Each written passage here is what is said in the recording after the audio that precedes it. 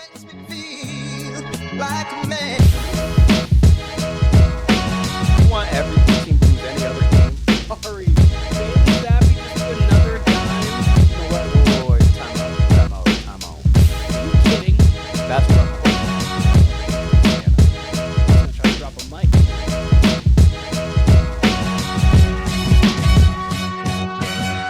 Start. Whenever you're ready. Oh shit, my bad. I was scrolling through my phone, my fault. What's up, everybody? Hey. You're good to go whenever. I didn't know I was introing. Oh, I didn't I say Kyle intro before we started, Tim? Did I not? I thought you said you're like, Kyle, you good to go? And I was like, yeah. So I thought I said prior to Kyle, you good to go. The intro. There was definitely no like confirmation from Kyle, so I think it was. I didn't hear that part. Yeah. All right. Well, no, you're good. Welcome to the intro. Welcome to the Warner Brothas Podcast. My name is Keenan, joined by my brother Kyle, joined by Tim. Guys, how's it going? How's it going, everybody? It's good. Didn't know who wanted to intro there. Tim, how you doing? Pretty solid. Actually, kind of shocked by the Thursday night football game that's going on. Just kind of blown away by the points that are on the board that I didn't think were going to be on the board. So, what's the score? Raiders already up 21-0. Quarter 2. What's Aiden O'Connell doing? I wonder. I'm pretty sure it must have been like a turnover and they got the ball in plus territory or something. But yeah, it was just like three quick scores. They put up 21 first quarter points. My Lord. Okay. Anyways, fun facts. Kyle, just to get it really quick on the record, did you have the Raiders winning this game? I would have picked the Raiders over Easton Stick. Stick. If we want to score, I probably would have picked something like 14-10 Raiders. All right. Yeah. I figured as such. I had it 20-16. Timmy had it 19-13. So that's just to get that out of the way real quick pick wise. This game, I couldn't care less about this game. But so I got a couple questions for you guys real quick. First question. Sure. Which player is the most fun to watch in the NFL for you guys? Probably Easton Stick. But if we're being real, Tyreek Hill. Tyreek Hill? Fair enough. It's got to be Tyreek. Timmy, you? That was the first one that came to mind was Tyreek. I'd probably throw in, just real quick, I'd throw in a Josh Allen. Just because even if he doesn't make a good play, like even if he throws a pick, most of the time it's like such a stupid pick that it's just fun to watch. So yep. So I wrote down, because obviously I had time to prep for the questions a little more. I'm springing these on you. I wrote down 2 offensive and 2 defensive. Offensive, I wrote down Jamar Chase and Lamar Jackson. Defensively, I wrote down Fred Warner and TJ Watt. I think the speed that Fred Warner runs sideline to sideline is very, very fun to watch. Big hitter, makes great plays. So that's 1. 2, which team is the most fun to watch just this year? I would say the Niners. 49ers? Niners overall for me the last couple of years. Just they're so efficient on offense. And, the way Debo's playing, the way McCaffrey's playing, I think they're pretty fun. I would also throw the Dolphins in there, obviously. I mean, they put up 70 this year. They obviously didn't show up this past Monday, but when Tyreek and Waddle and that offense is rolling and HN, they're definitely fun to watch. Yeah. I think I compared them to a basketball team last year at one point, and that's when they're like all rolling at their best. Like that's what they remind me of, is like a fast break basketball team. Yep. Timmy, you? I'd probably say the Pittsburgh Steelers. You can use that answer in a moment. You can use that answer in a moment. Definitely the 49ers. They've just been so like consistent every week. There was only like 1 or 2 bad weeks, and they were like 1 against the Browns, of course. The defense is like great, and then 2 was like the concussion Purdy week. So other than that, they've just been so consistent over the last like few years, especially just running a football. It's fun to watch.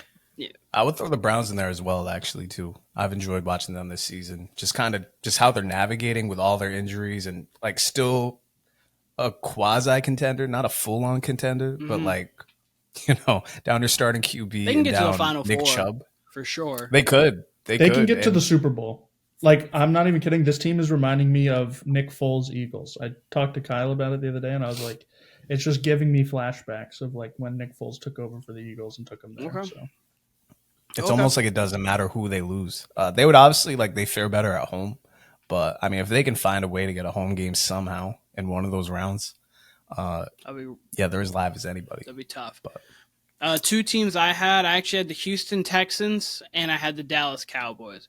I think when the Cowboys are rolling offensively and defensively, they are very fun. Dak's been throwing the ball over the lot, and then obviously defensively, Micah getting after it. Bland, like especially against bad teams, you're like, is Bland getting another pick six, especially late game?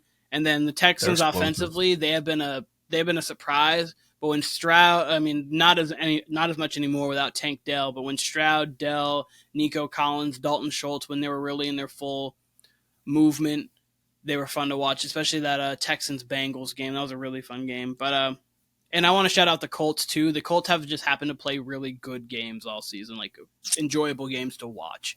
So, So, Timmy, as I said, you might be able to give the Pittsburgh Steelers. I said, which team is the most boring to watch? And I wanted a playoff contending style team because I would choose the Patriots. But playoff contending style. Oof. I mean, Steelers are there, 100%. I don't really know if they're obviously in contention, but like in my mind, they're not a playoff team. So. yeah. I had one in my mind, and now I'm like blanking on it.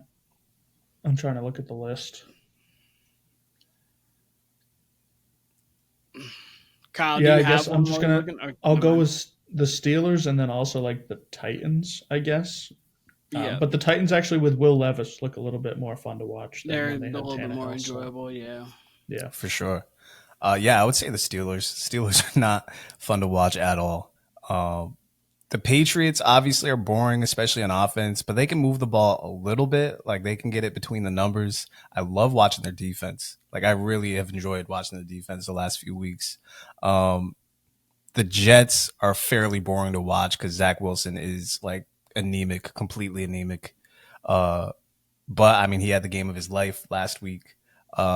You could say the Vikings. You could throw the Vikings on there the last couple of weeks. I mean, they just won 3-0. So, or was it 6-3? No, it was 3-0. It was It 3. was 3-0. Yeah, exactly. Don't give them that many points, Kyle. But in some ways, that's almost like it's boring, but like it's so bad it's good. You know what I mean? Like Yeah. it actually makes for a weirdly entertaining game. I was rooting for overtime at 0-0. I was rooting for the shit show, but honestly, you could take your pick at quite a few offenses in this league this year. I mean, there's so many low scoring games like that, but the Steelers were the first one that jumped off to me. Given week NFC South, like the Saints can be boring to watch at any point in time. I like Olave and I like Kamara and I like Taysom Hill. So when they're not, but they can be boring week to week. The Falcons just don't know how to utilize their players, so they can be boring.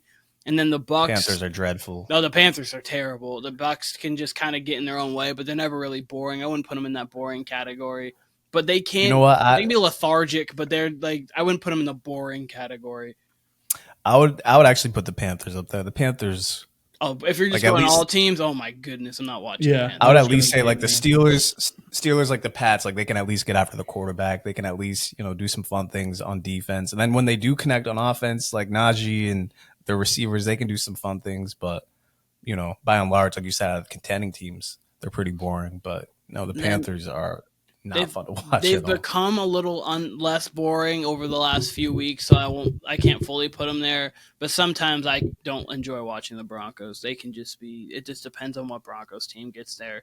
Offensive, like they've been turning teams over lately, so that's been more fun, obviously. And Russ has been trying to get back into his Seattle bag, throwing some random passes, which is fun. But there are also times where they get really stagnant. And oddly, the Chiefs haven't been all that much fun to watch this season. The Chiefs will throw out plays, like obviously, like the Kelsey play that got called back. That's super. That was amazing. But then there's just been games this year where they just look the drops. It's just been so un-Chief like, where it's been like, is this even all that? Like, this is cool, I guess. But like, I mean, you can't. They're not boring because they have Mahomes, and at any point some magic could happen. But they're just not up to their standard. they're not though. up to I mean, their standard, which makes it. I agree with you. Like in the past, like even if you hated on the Chiefs or were not a Chiefs fan, you could at least say like, that's an incredible play. Mm-hmm. You don't get that much this year. They're very much just below average on their standards. Yes. The Broncos, I agree with you, like especially early on in the season, but lately, Yeah, they've been better. They've been pretty exciting. Because they either go for high, like efficient plays, like short yard plays, or it's a fucking bomb. It's no in between. And like you said, their defense turns people over. We didn't mention this before for exciting teams. I want to add the Lions in there too. Yes, when the Lions are rolling, especially with their dual backfield, and when Jared Goff looks comfortable. So I got two more. What's the player that you felt has improved the most? Like the first one that comes to your head. If you don't have one, I've got a couple, but like anyone that comes to your head that's like started off the season and that's like really like you've seen like improvement from them. Like, oh, okay, I understand like what's going on there. Kudos to them. Whatever would you feel? You would have to say. I was gonna say Josh Dobbs, but he's kind of regressed. But you would have to say Jordan Love. Mm-hmm. Jordan Love's definitely improved. And he really, I mean, he carried himself well. Even early on in the season, he would just make mistakes. And, I mean, they're not coming off the best game against the Giants either. But overall, I'd say Jordan Love's improved. Yep. Timmy, do you have anybody at all? Yeah, so, I mean, he improved, but he started out pretty decent. I'm going to say CD Lamb and, like, Dak Prescott. Both of them, really. Yeah, I like it. But for CD, like, when the first, like, 2 months of the season, he was good, but like he wasn't like a game changer. These last 2 months, he's been like a game wrecker where he just goes off and just 150 and 2, and you don't see that very often. So I'll say CD combo. You could argue CD's been the top receiver over the last month and a half. Yeah, I was gonna say he's gotten himself into the top 5 conversation. I wouldn't definitively put him there, but he's got himself definitely into that top 5 conversation. Whereas to coming in the season, I don't think he was in that conversation at all. He's definitely playing as well as anybody. And with the improvement one, I would say, I mean, this came out of nowhere. I never would have expected that he's playing this well is Joe Flacco. Like he looked DOA the last few times we saw him, whether it was in Denver or he went to Philly at one point, I believe, back with the Browns now. And yeah, he's playing way better than I ever would have imagined. Like he looks comfortable. And then I got to give props because I thought they would never win another game. Honestly, the Giants, Tommy DeVito. I mean, he's not making mistakes. He seems to have control of the offense. His teammates seem to love him. So shouts to Tommy DeVito. That's a fun story. I know, he's a Jersey kid, so Giants fans are like loving that right now. They're calling it like mini Linsanity right now, an Italian Linsanity, I guess. So, I mean, that's a cool story. And he's definitely playing much better than I thought because I thought he was just going to be, much like Easton Stick, so. Yeah. Okay. So I had Jordan Love written down as well. I had Justin Fields. I think Justin Fields has taken increments and steps forward every season. And I think he's making it tougher for Timmy and I talked about this before the last pod. He's making it tougher on the Bears to just say bye. Mm-hmm. Like we can't I agree with you. Because in one sense you could either trade him and get Caleb and then build and obviously build from there, get some stuff for Justin, or you can get a major haul for the Caleb pick. Maybe get yourself Marvin Harrison Jr. Depending on where your pick is or whatever, and then you can, with that haul, get all the requisite pieces around Justin Fields when he's still on a young deal and see what you can do in the next couple of years, especially since they already got Sweat to help out with their defense. So, like, the Bears are actually in a pretty solid position right now, and with a tough question on their hands if they want to go with Fields or if they want to try to start anew with a different quarterback. But he's making it tough on them. So I completely agree. I had Justin Fields. James Cook has surprised me this year for the Bills. Early on in the season, obviously they weren't really using him much, but since they got Joe Brady as their OC, they've been using James Cook a lot, and he's been playing pretty well, been producing a lot in the pass game and run game. And then Josh Allen defensively, not offensive Josh Allen. He came into the year last year at 7 sacks. This year he's at 13.5. So he's really been one of the pillars for the Jags defense and been some reasons why they're getting a lot of turnovers this season. So that was that. And then the most unexpected good player this year. is the last one I have. If you need I have a couple written down too. So if you guys can't think of one instantly, I've got a few. But Yeah, I have to Puka. think about it. yeah, Yeah, Puka's definitely got to be up there. absolutely. And then I think I'd say Raheem Mostert. Didn't expect him to have the longevity. Yeah, that's very fair. He's always been a good back. Like he's like made his way into being a good back. It really started in that NFC Championship game when he ran for 200 on the Packers, and from there he was always a guy who was like, he's a burner. He can give you 80 yards on a touchdown, but he might not play more than 4 games. And then this year he's actually had sustained excellence. That dual backfield that they've had for part of the season, with obviously Ashan going out for a few games, but yeah, he's definitely another one that I liked a lot. Kyle, you? I mean, you could honestly say C.J. Stroud. We didn't Absolutely. expect this from him. So, I mean, we expect him to be good, but I mean, he's exceeded all expectations. Yep. I've got 2 older guys, and then we can get right into picks. Or unless you guys have something else yourself. Russell Wilson. I did not expect Russell Wilson to have this kind of resurgence this year. I thought he'd be a little bit better, but he's actually played very quality football this year as a quarterback, and he took a step back forward. So that threw me off a little bit, and kudos to him. And then Khalil Mack is another one who hadn't had a double-digit sack years in like 6 years. I think it was 2018. He had the last double-digit sack year. He's already at 15, leading the league right now. So Khalil Mack turning back the clock this year is someone I did not expect to see leading the sack leader going into week 15. So another guy who has been very, very good this season that I wasn't expecting. But yeah, I was just thinking about that stuff prior, and I was like, I wonder what they feel. All good answers there, absolutely.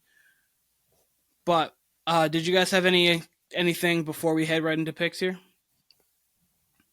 Raiders I up could probably- 28 nothing now. Jesus, Christ. what's going on? I think this is the Brandon Staley fire game. I was just about to say this might be it for him. They fumbled 3 times within like 17 minutes of this game, and it's cost them 28 points. So I will ask this before we get to picks. We would be remiss not to bring this up, being Pats fans. What do you make of the news that supposedly Kraft made the decision after the Colts lost to the Colts, I should say, by the Patriots in Germany, that he was going to fire Belichick out of the season, after the season? Timmy, you start. I'll save. It's really weird because like he just signed that lucrative contract or whatever at the beginning of the season, and like we didn't get any news on that until halfway through the season. You got to think that this was already planned. Like this was the lucrative contract, because how often does a team say like, yeah, you're fired at the end of the season and we're letting you know now? Like that's just like why would he keep coaching if like he knew that at the end of the season he was done? Why wouldn't he just turn the reins over?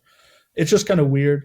So I think it was kind of like planned out before the season, like, hey, if we're not in playoff contention this year, then this is the lucrativeness of this deal. It is just kind of weird to think that they would be like, hey, you're done, but not right now. In like 3 months, you're done. So Right. Bittersweet. So I think it's good in the sense of I feel there needs to be a new voice in the locker room, and it's because of the fact that Bill wears so many hats, and he wasn't going to relinquish half of those hats. Like, obviously, he's there. He's in the draft room, so he's making the draft picks. He is the GM, so he's making all the financial decisions there, and then he's coaching as well. If you, again, as I've said multiple times when we've talked about Bill Belichick, if you took the GM and the drafting guy out of him, obviously he has his input. It's Bill Belichick. But like if you got the actual not making decisions guy out of there and you just had him as your, okay, this is our coach going forward. We got a nice OC in there. We've got someone in the front office to do these things. Then I'd be happy with him being there and I'd be fine. But it's bittersweet in the sense of I do feel this is obviously your last piece to the Brady Belichick era, clearly because he's the coach Belichick. And we're then going to be moving on to something different and hopefully something new. And I think something new is kind of what we need because of the fact that the last few years we've been stalling out. And I don't think we would have had to be uber talented to hit a pinnacle. I mean, a lot of teams are, but sometimes it didn't feel like we were coaching up, especially offensively. Defensively, we always are going to be really good. So it's going to be interesting to see how that changes. But offensively, it never felt like we were coaching up, almost coaching down. And I think in a league like this, offense is what's going to get you championships and deep playoff runs and those kind of things. So unfortunately, it is going to be really weird to see him go. Like at times for me this year, it's still been really weird not to see Tom Brady on the field playing. I mean, obviously he's had some time he's got to go, but it's just been a little weird at times not to see Tom. And it's going to be weird not to see Bill on the sideline, especially when you see him probably coaching for somebody else if he doesn't retire. But so bittersweet, weird, but I do think it's the right decision. Right. I mean, I feel a few ways about it. First of all, if this was reported by anybody else, I'd be like, how legit is this? Because we don't really hear the business of what goes on behind the scenes in New England much. Yeah. But it was reported by someone who's been covering the Patriots for like over 30 years, Tom Curran. He's very much plugged in. Yeah. So, I mean, you can't really refute the source. I would be surprised only because this team has been playing better. You know what I mean? Not necessarily successful, but better over the last month and a half. They got to win, so that's cool. They got to win. I would like to at least see Belichick coach one more year. From what I heard, the extension goes through 2024, so it would have ended at the end of next season.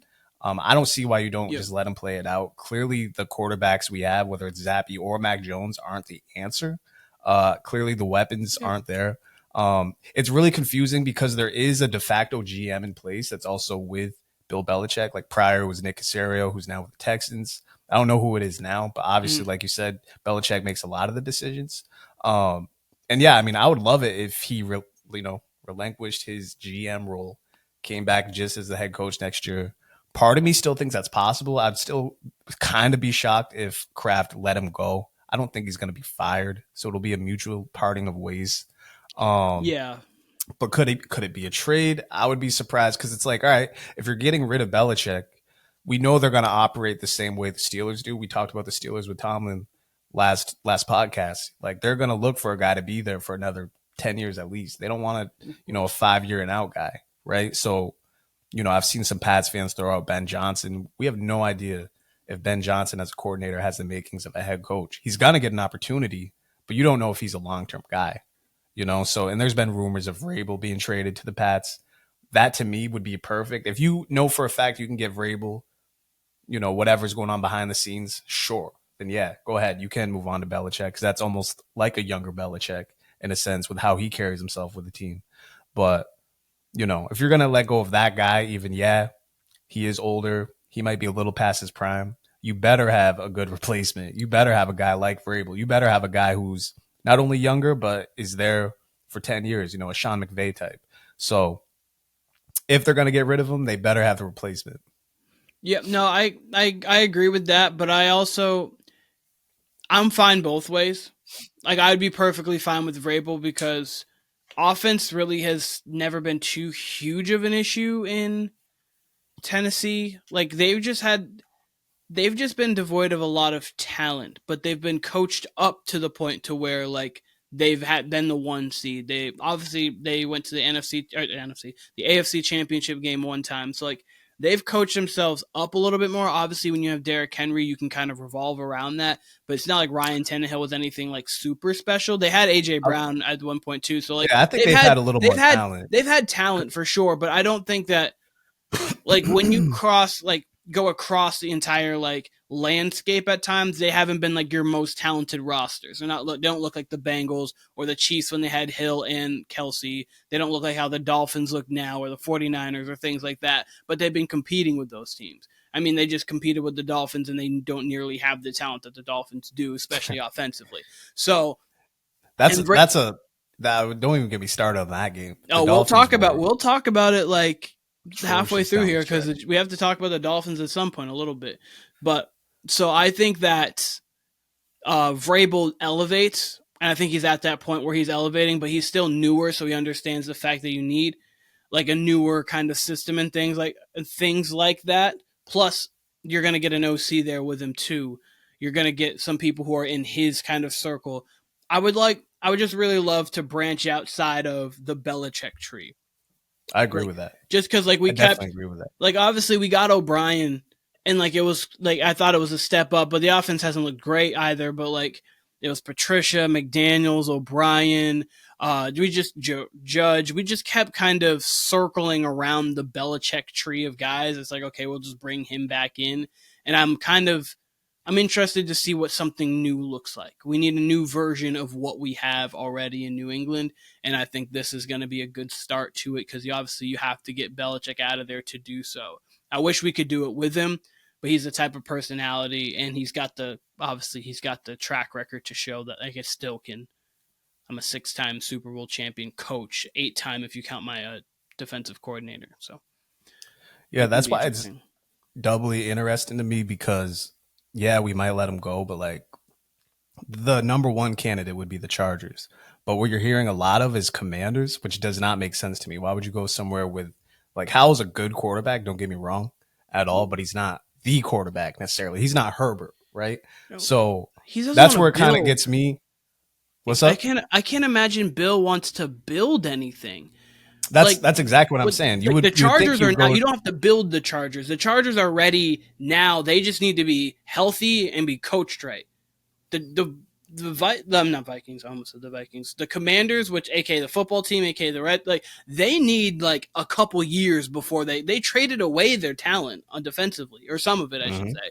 They need a few years before they're gonna get back to relevancy highly.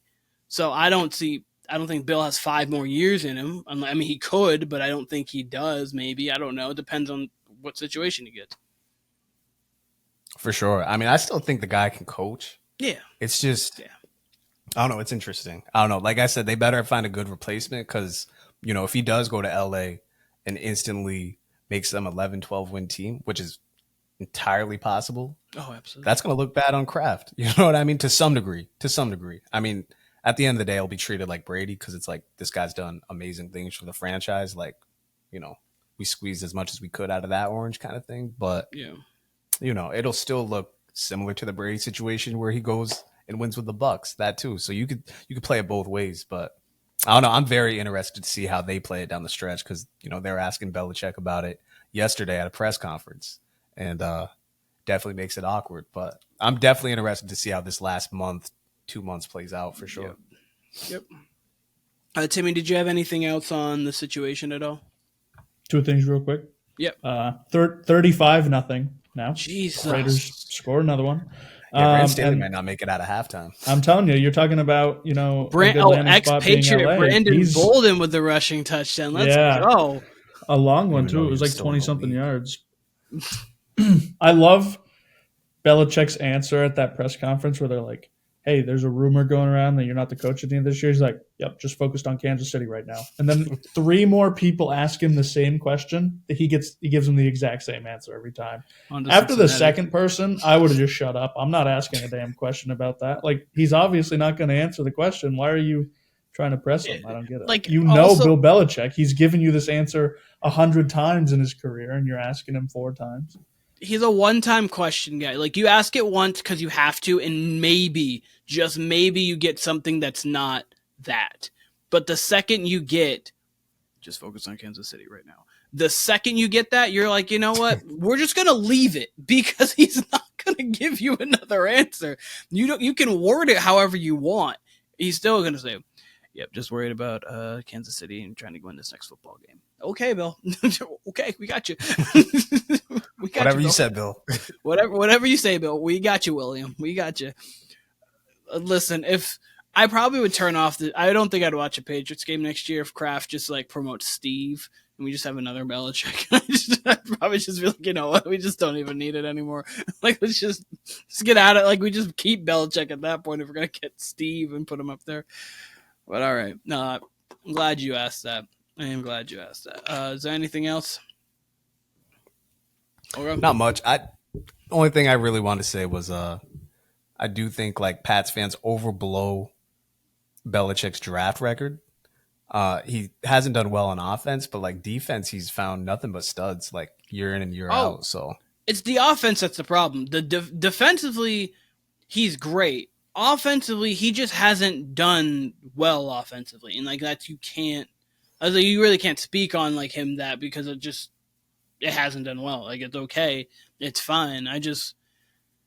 He has, I think he has such a defensive eye that sometimes he almost loses his offensive eye. And it's not that he can't coach or anything like that. It's just, especially on the receiving end, like receivers, especially like he Like, seems to find running backs, and even like during the Brady era, found some good weapons, right? Especially from the running back position, but receiver, he's nonstop missed. Had a Tight end, few I mean, of course, he got Gronk and Hernandez. yeah, I but, was gonna say that had was the some years ago. Gronk was a no brainer. It was more so who's gonna take a shot on him, and he was like, I'm gonna take a shot on him, and we couldn't be more happy that he did.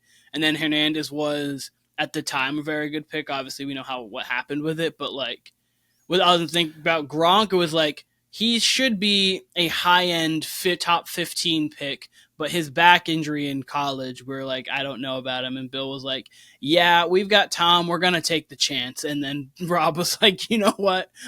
Let's just, I think 3-time Super Bowl champion. We went to 5. Yeah, let's just go do this thing. Let's go do this. That was really the case with both of them. They both were supposed to be first round picks. And like you said, Gronk with the injuries, Hernandez with gang related activity, I guess, in college or close to it. He had his issues. Gang. And they flared up. They definitely flared up. So, but yeah, no, we could definitely move on to picks. I just wanted to hear what you guys' opinion on that news was. Yeah, for sure. This week, three Saturday games. It's going to be interesting. Can't we wait. got 1, 4, and then we don't have any. They're not actually bad games. We actually got some interesting games for the Saturday.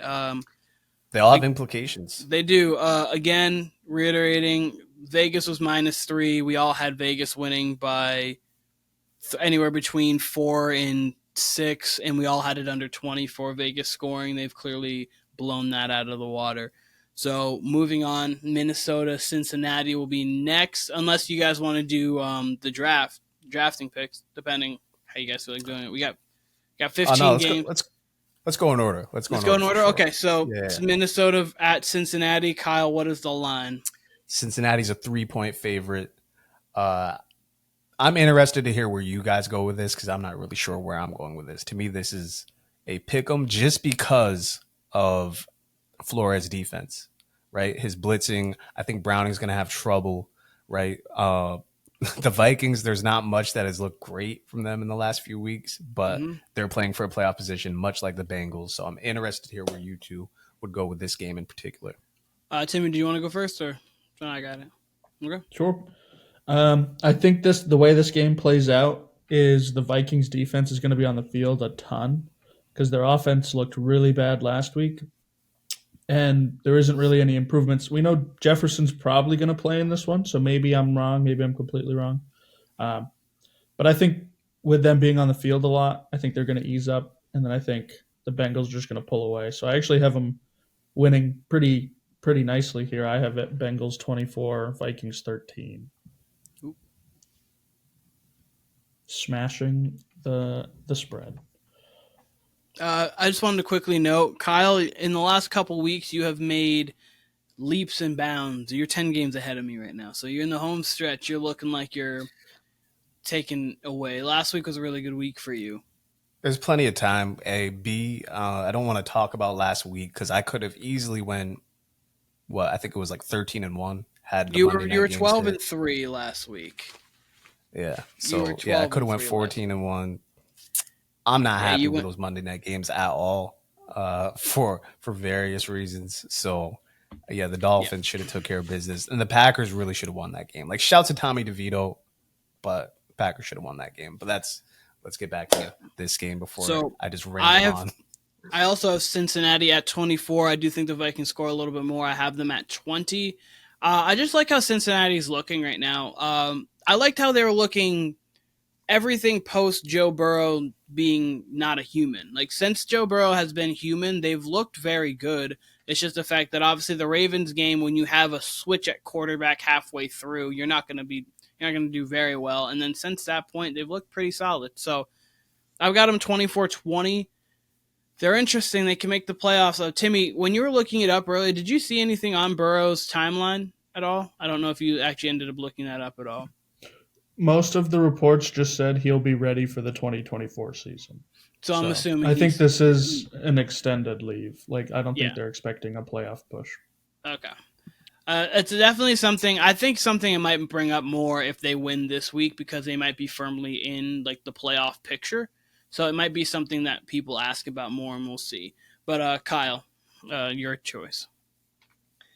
So I think this is going to be an ugly game. I mean, we look at the last few Vikings games; they've been nothing but slop. I don't see why that wouldn't change right now. Browning has looked good. Yes, they got better weapons, probably. Yes, especially with Browning instead of Nick Mullins on the Minnesota side, because the Vikings do have weapons themselves, but you would probably lean towards Browning more than you would Mullins. But I think it's going to be something like 17-15, ugly game.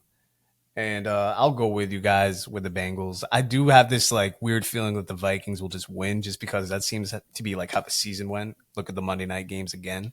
But the Bengals, I mean, both are playing for something here. I do think it's going to be a field goal game. I think I got at 2, right? 17-15. Yep. So I'm going to roll the Bengals, but not confident at all. I do think the Vikings defense is going to keep them in this game for sure. Okay. Next, we have... How the fuck I ended up on NHL? We got Steelers at Colts.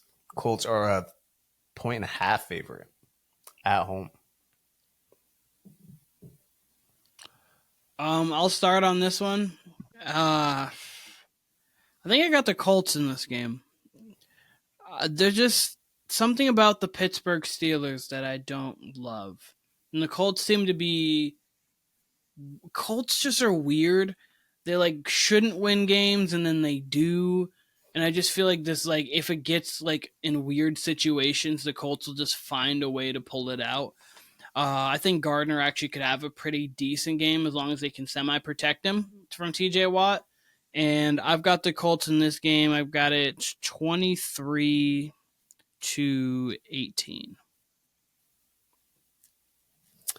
Question before Tim answers. Does anybody know, is Trubisky the starter or is Pickett coming back? Trubisky. I know because I know Pickett didn't practice yesterday, at least. I don't know about today, but it is Trubisky for sure. Mm-hmm. All right. I'll make it quick then, actually. I'll go right before you, Tim. I got Colts 24-18, very close to Keenan. I think this is going to be a disgusting game as well that is a little more high scoring than the earlier game, but I don't think this one will be too fun to watch.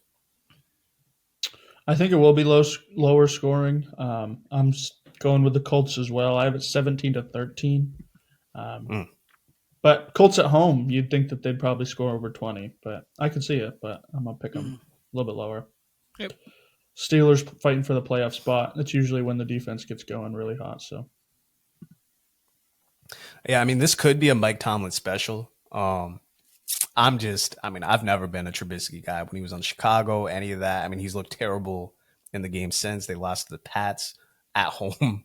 He got outdueled by Bailey Zappi. So, yeah, I mean, I can't. If this was Pickett, and I'm not a Pickett guy. You've heard me talk about him, but I would still lean at the Steelers even with Pickett. But the fact that it's Trubisky, even though he's been here for 3 weeks now, you'd figure there'd be a little more continuity. I still got to go with the Colts. Lastly, for the Saturday night games, we got Denver Broncos going to Detroit. Detroit's favored by 4.5. I'll say this. I'll let you two answer before. I am or was fully prepared to pick the Broncos. It still might go that way, but I do want to hear where you guys are leaning. Timmy, you go first on this one. In Detroit, you think you would favor the Lions, and I really wanted to pick them. But the Broncos need this win. This is like a must-win for the Broncos because they're right in the playoffs right now, and they can't afford to really lose. Everybody else is like, there's 7 teams that are 7-6 in those spots, so they can't afford to lose. The Broncos defense has been playing very well since that 70-point game. They've completely turned it around. So, and Jared Goff has looked not so good these last 3 weeks. So. I'm going Broncos here. I think it's close, and it might be a walk-off field goal, but I got it 23-20.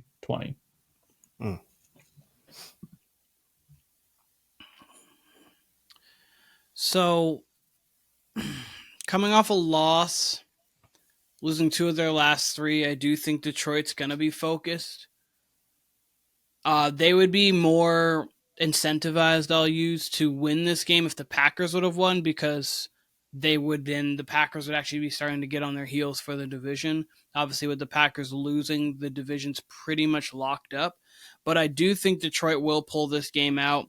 It is at home. I think on the road I would choose Denver, but I think this game's going to be close to a 24-22 Detroit win. I'm right in the same ballpark as you guys with the score. Again, when I first saw this line last Sunday, I'm like, okay, I'm all over the Broncos. But Keenan does make a good point. Detroit's such a different team at home. It feels like they're due for one after their ugly stretch ever since that Bears game before Thanksgiving, then the Thanksgiving game with the Packers, then the last few weeks. It seems like they're due for like a bounce back game from what we saw, more in the October stretch. That being said, like Tim said, the Broncos absolutely need this game. That Steelers-Colts is almost going to be essentially a knockout game. They all have the same record. One of those teams is going to take a step back. What's up? This is one of Tim's. The Colts are going to knock out 3 people on their way to making the playoffs. So shout out, Tim. True. So, I mean, there's a world where the Broncos definitely win this game, especially defensively. And they definitely have the talent on offense to stay in this game. But I feel like it's going to be a bounce back game for the Lions. I would love for the Broncos to win, add to the chaos. Excuse me. They still have what? Do they have one more Chargers game later on this season? I think it's the last game of the season. They're still going to be in it. I think they have the Raiders too. I could be wrong about that. So I mean, this game is both. Oh my gosh, the Broncos could win out. They really could. They have the Patriots next week, then they have the Chargers at home, and then they have the Raiders. So, like, they easily could win out. And if for some odd reason the Chiefs fall in one of these games, they could find themselves not winning the division. I mean, look, if the Broncos win this game, they're going to absolutely be in play for that division. I mean, granted, the Chiefs' schedule is pretty easy too. It's cake. But I don't know. I'm having a tough time with this game. I'm going to say Detroit 25-22, and I do not feel good about it. One of those games that you bet different than you actually pick? Maybe. I'll probably tease the Broncos because you could probably get them at 11 points, 10 points, you could even get them up to 17 if you're doing a 13-point teaser. So, I mean, I definitely want to play the Broncos there because you'd expect them to be competitive, but it's just one of those games you never know. The Lions can just be so explosive. They can just take it up a notch on them. So who knows? But I mean, like Tim said, the Broncos are playing much, much better on defense, especially since 70-30. But the Lions really do need a prove-it game. So it's going to come down to if the Lions will win this game pretty comfortably if Jared Goff doesn't turn the ball, or could win this game pretty comfortably if Jared Goff doesn't turn the ball over. If it does, it could be a long game for them. Really, the Lions do come down to Jared Goff turning the ball over. Like, if he doesn't turn the ball over, they're a very tough team to beat. They can move the ball, they can run, they have a lot of weapons. So it's going to just come down to that. But what's up, Timmy? Did the Raiders score again? 42-0. Hopefully you started Aiden O'Connell. He's already thrown like 4 touchdowns. Or hopefully you started Trey Tucker. Only the third quarter too right now, right? It's not even halftime. Not even half. 20 seconds and a half. Staley's done. Staley's gone. They're on pace to lose 84-0. Can the Raiders put up 70? Can the Raiders they could. Please. With like backups. They're definitely getting up 50. That's what we know now. And what's funny is there was a rumor of them starting Jimmy Garoppolo this week. And then they went with Aiden O'Connell. He ain't starting. No. Mm-mm. And this is with Devontae Adams having 5 catches for 73 yards. He's been pedestrian. Like, not really, because 73 in the first half is good. But, like, for a game where you expect the Raiders to have 42, he's been pedestrian. Because you would expect Devontae to have, like, 8 for $130 and 2. He's been chilling. Can you do me a favor, Keenan? Could you look up real quick what the score was at halftime of the 70-30 game? Absolutely. Say the next game. I'll give you it in just a moment. Yeah, so we got Bucks at Packers. Packers are favored by 3.5. Not sure how I feel about that line. I feel like that's a tad too high. Maybe the weather's going to be colder. Then there's some credence there, but even then, Baker would be used to the cold weather. Uh, how do you guys feel about this game? To me, this is essentially a playoff game. Bucks have, the division to fight for right now. Packers have an easy schedule, so maybe it doesn't mean the world to them, but I mean, coming off that loss, yeah, they do kind of got to make up some ground here. So how do you guys feel about this one? To quickly interject right before we go on, it was 35-13 at the half. So not even as bad as this one. Yeah, Staley's gone. No, this is because they put up 35 in both halves, and the Raiders have put up 21 points in the first quarter and 21 points in the second quarter. So it's not like it's been like a barrage. It's been just 21 and then 21, 21, 21, 21. Yeah. So how do I feel about this game? I feel this is like a desperate game for both teams. Sure. As we've been talking about kind of throughout this pod, throughout this season, some teams it'd be good for them to lose. Some teams it would not be good for them to lose. Like obviously for draft picks and blah, blah, blah, whatever. These are two teams that winning definitely benefits them. Like obviously draft position's not something they're trying to build winning cultures. The Bucks have a win now. Anthony Edwards just tried to punch over somebody. But the Bucks have are trying to keep up their winning culture and trying to win because they have like a more win now roster than a development roster. And then the Packers are trying to win with what they have with the young talent because that's what they're going to be bringing in. I do lean the Packers in this game because they are at home. I don't know what the weather is looking like for this game, so that could obviously change the outcome of things too. But I do have the Packers in this game. I think it's going to be a little high scoring. I've got this game about 27-24 Green Bay. 42 degrees at Lambeau. That's what it's looking like. 42. So something Tampa can definitely play in. Baker's obviously played in the cold being in Cleveland. Mike Evans has played in the cold as well. But, I mean, they've played – obviously, these NFL players have played in the cold before. Obviously, Mike Evans has been in down south, but he's played in the cold before. So they want a playoff game in Lambeau. Timmy, what do you have? When I look at this game, I kind of think both of these teams are like identical. Like they're both right in the same exact tier. Like if the Bucks weren't in the NFC South, they'd be in like the wild card fighting for that spot. I actually like the Bucks here, so I'm going to take them. I got it 22-20. Yeah. And I'm going to hate it because if the Packers lose, that means the Giants are tied with them if they win this week. So it's going to give a little bit more hope to the Giants fans that need to just give up on them. We'll be talking about the Giants next. You can't trust either one of these teams, really. I mean, we've talked about the Bucks in regards to the NFC South, and we like their roster. And you see moments where they'll put up points, and the offense really can be a problem. Same with the Packers. And then the Packers go and just don't play consistent versus the Giants. I do want to give the Giants props, though. I mean, Dable's got them playing well. They just seem well coached, even though they're talent deficient, but I do like the way Dable has them coached. They're just a smart team, much like last year early on where like Daniel Jones and Saquon, it was really them on the offense, but they just did things well, But back to this game, I would lean Bucks too, just because they've got vets and that's really it compared to the young Packers, especially on offense. But it's really a pick'em game. It's a coin flip to me. And, the weather isn't terrible, as we said. If it was, then yeah, I would give the Pack even more of an advantage. Hedge of all hedges here, 23-22 Bucks. It's that much of a coin flip to me. Do not feel confident either way in either one of these teams. Yep. Next, we got the Giants at the Saints. Saints are a 6-point favorite. You should be able to just say, yeah, Saints win here. It doesn't seem like you can do that. I don't understand why they don't just turn to Jameis at some point. I want to give a score like 27-14 is what I want to do. But like I just mentioned with Dable, he's got them coached so well to just play hard. It seems like they will stay in this game. Derek Carr keeps you in games. It seems like if you're an opposing team that's not as good. So I'll say 27-21. Saints. Giants give them a scare, but I think the Saints pull it out. Timmy, you go, and then afterwards I have a question for you. I'm taking the Giants.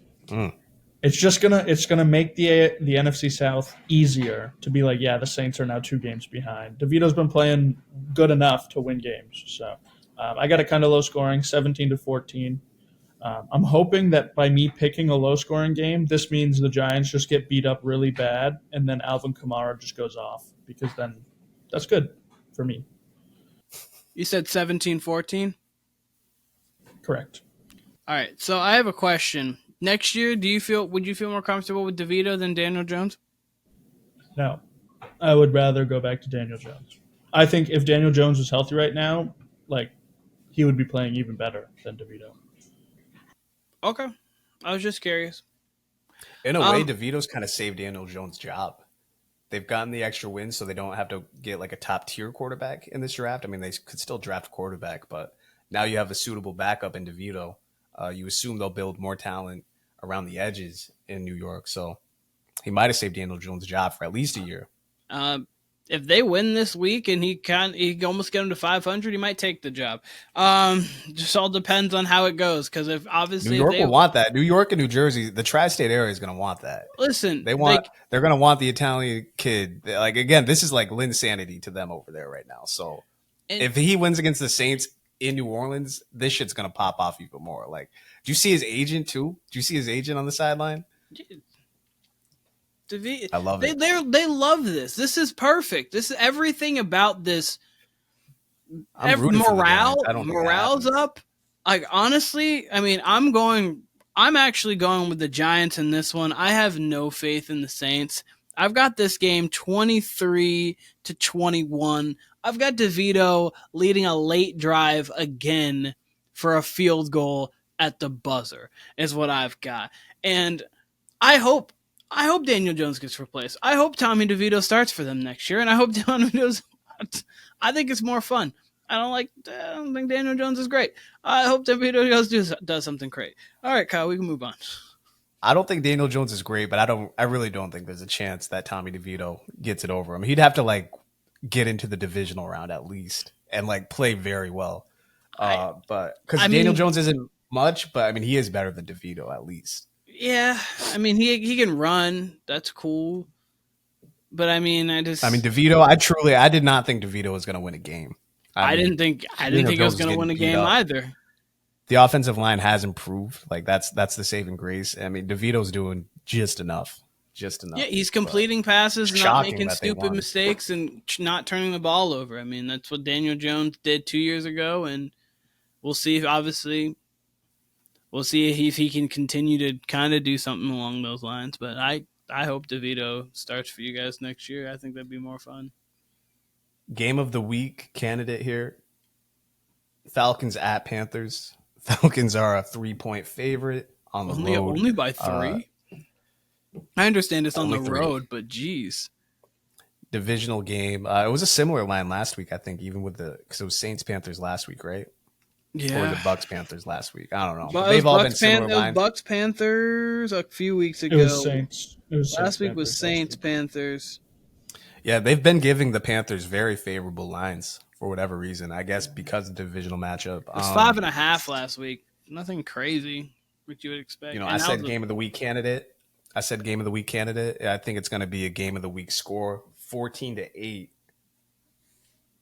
Panthers. No, I got to go Falcons. I was going to say Falcons. I got to say Falcons. I can't see the Panthers winning, but 14-8. Alrighty. Timmy, what about you? It takes a strong man, but I'm going to do what Kyle couldn't. I'm taking the Panthers, getting them to 2 wins. It's just going to be great to see Arthur Smith his face if they lose. So What's I got the score? it 13-10. That I can't pick the Panthers to score more than 13, so that's where they're getting. The Falcons are going to look bad on offense. It's just going to come true. I've got Atlanta 20-12. I don't think it's going to be great. I think Atlanta's now going to overtake the division again because they're going to have sole possession of first place. It's going to be cute. It's going to be fun. I feel like Atlanta's going to get in the playoffs, and then Dallas is going to go to Atlanta. And that place And is, win and by Bijan's 45 points. going to do something crazy, like have like some crazy play, and the Cowboys are going to walk all over them. If Dallas gets Atlanta in the first round, it's going to be a replay of the Thursday night game, like tonight's game. So it'll be 42.5 or something like that. It'll be a replay of week 1, 40-0. Before I read off this game, is CJ Stroud playing? I don't believe so. Everybody says they're leaning towards Davis Mills right now. They haven't ruled him out yet, but it's concussion protocol. They like to take the week, especially the NFL, kind of cracking down on it. Yeah. For sure. Well, the Titans are favored by 3 at home. I have no feel for this game at all, especially coming off that Monday night game with the Titans. You never know. They can be explosive. They can be anemic. Seems like it can go both ways. Davis Mills, I don't really think he's a terrible quarterback. I think like that's someone I'd want in a spot for a backup as a, if you're fighting for a playoff spot in a divisional game. I think Davis Mills is okay enough to win. What do you guys think about this game? Well, I have more faith in the cohesiveness of the Titans. I think the Texans absolutely could win this game. That's definitely on the table. But Titans are coming off a high. Titans are playing well. They are coached well. And they're not a team that seems to play up or down to their competition. They kind of just play football, and they try to play football as well as possible. And that's the thing that Vrabel instills in teams. And I think that's going to continue. I've got them 23-20 right now. If Stroud is playing, I have the Houston Texans winning the game 27-23. So I had the Titans scoring 23 regardless. I just think Stroud gets the Texans to 27 with Mills. I think they lose in 20. Did the Raiders score again or something? No. Okay. So your face looked like, I was like, that's been the face you've made every time the Raiders have scored. And I was like, did they score again? They're already out of the half. It's just still hurried at it up. halftime. I was going to say, they hurried it up just to get them out of the half. Took the opening kickoff back for 6. I think with Davis Mills, there's no chance that the Texans win. And I don't even know if their offense is going to be able to, move the ball. Tank Dell is out. He's done for the season. That's a huge blow. Yeah. Nico Collins might not play as well. So Dalton that's Schultz also a is huge interesting. deal. I was going to say, true. Dalton Schultz is also... Dalton Schultz. It's just kind of like without all these weapons and you're relying on a really long-necked quarterback to go out there and get you. He's got himself a giraffe neck. You're relying on a giraffe to go win a game. Yeah, exactly. He's got to wear a long helmet to be actually protected here. But I don't think so. So I think Titans are going to roll. I got it 21-9. 21-9, that's fair. He'd be whatever, the giraffe equivalent to a centaur is, I guess.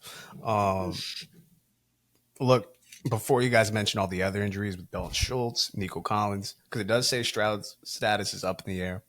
I was going to do a first. I mean, I wouldn't be surprised if I've done this before, but it might be a first. I was going to pick a 20-20 tie.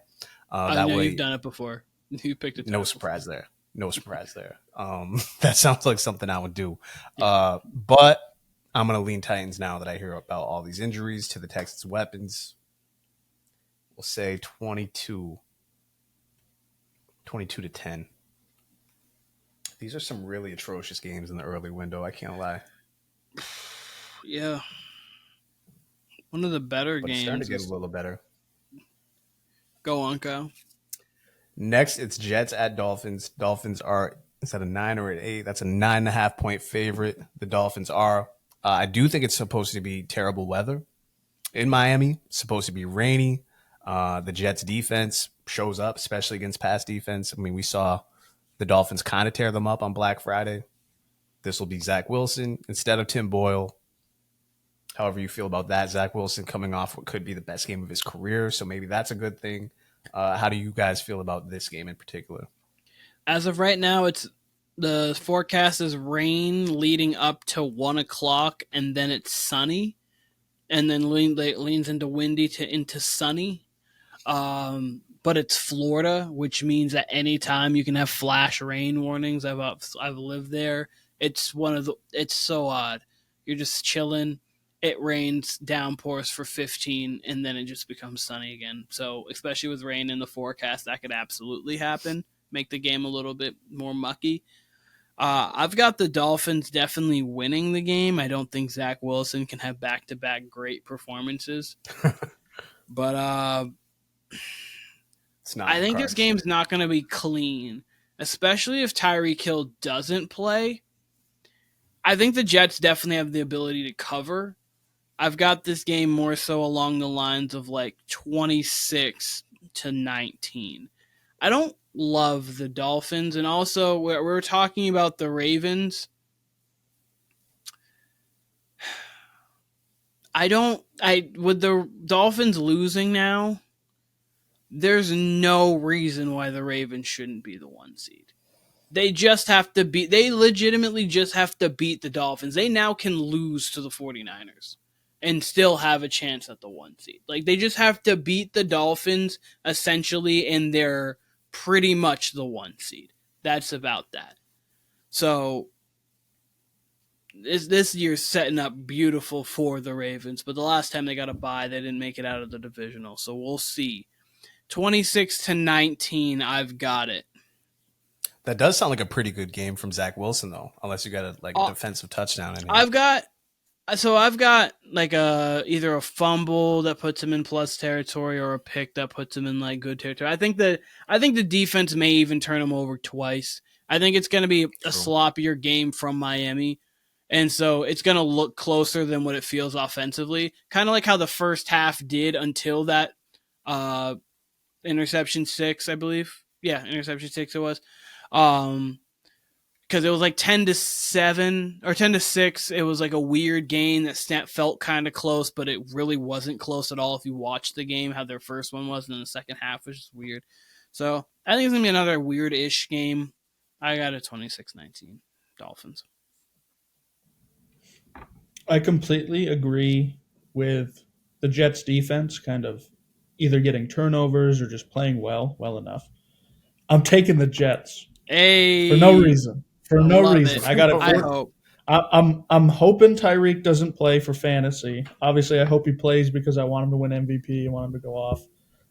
But it would be great if he sat this one out and just got healthy for next week, so he could go off even more. But I got it 14-13, sloppy game. Like you said, I think it's going to be rainy, and from what I've heard, it's going to be windy. So it's like 17-mile-an-hour winds from what I've. Yeah, that's when it starts getting like a problem for football. We'll see if Tua's like arm can cut the elements. Yeah, and especially if Tyreek's not there, I don't know. Don't love it. Jets defense is pretty solid, so if this is a weather game, I could totally see it just being a super low-scoring game, 14-13, if that it is, and then their defense gets them into plus territory, just punch 2 in, boom. It definitely has potential for a punt fest. I'm going to roll with the Dolphins, even though I'm very disappointed in them. I mean, I wasn't taking them seriously as a contender to begin with, but I at least thought they could beat Tennessee. I mean, come on. They give you a spot where you're a heavy favorite on Monday night, good weather. Yeah, Tyreek goes down early, but then like he makes his MVP case by being out of the game because Tua and that offense just looked completely different. Raiders have the ball at the 18. Do they? Yeah. On the Chargers 18? Chargers 18. Yeah. There we go. Hopefully we get some 50. Hopefully they score and then go for 2 and make it 50-0. And then they fire Staley on the sidelines and just say, get out of here. We'll take care of the rest. Like, listen, just go we home. had Get yourself a hot dog, kid. Oh my God. Why can't I remember his name right now? He was good too. Retire at half. Corner for the Colts. Oh, yes. Yeah. Oh, what's his Vernon name?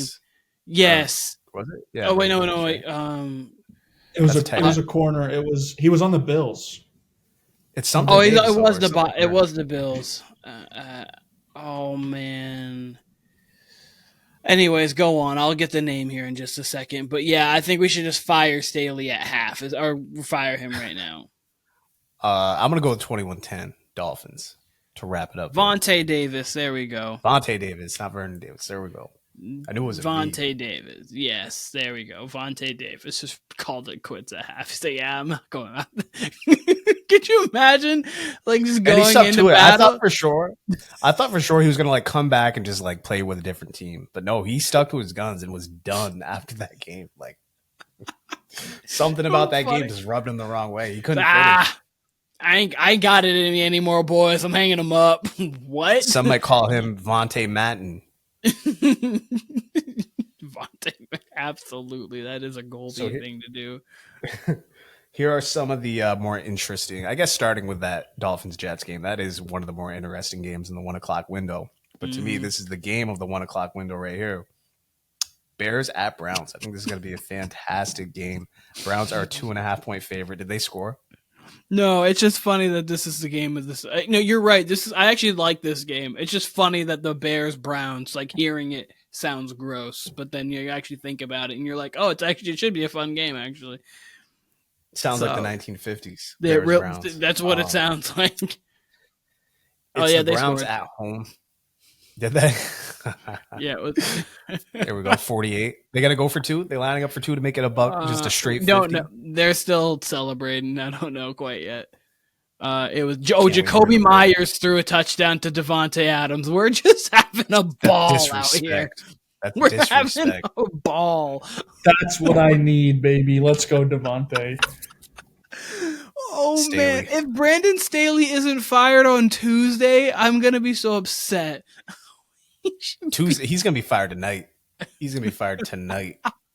Oh, man. You can't lose 40. He's down 48-0.